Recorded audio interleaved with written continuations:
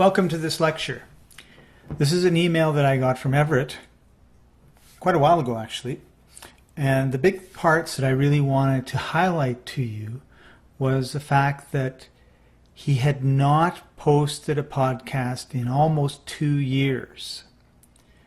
And despite that, he had 1,300 subscribers and almost 10,000 downloads.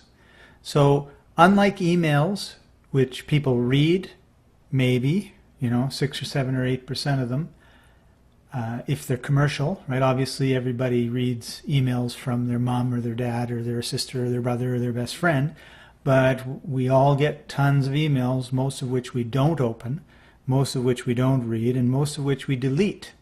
And the cool thing about podcasting is you can take 5 or 10 minutes, talk about whatever you want to talk about, post it onto your podcast, and 2 years later, somebody will stumble upon it and listen to it. And I can promise you that 2 years after you send out a commercial email, nobody is going to be reading it.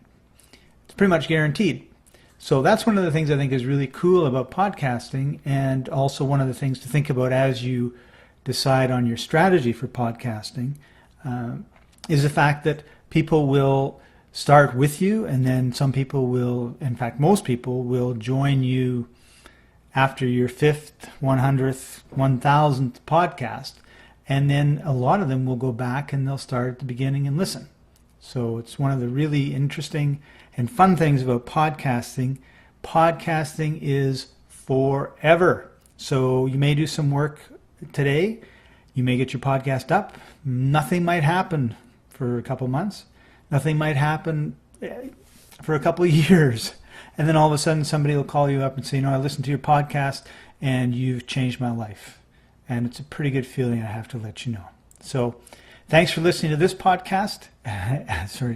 Thank you for listening to this lecture. And I'll see you in the next one. This is Scott Patton, the Dean of Blogonomics and Podology. And I hope you're enjoying this course as much as I'm enjoying bringing it to you. Bye-bye.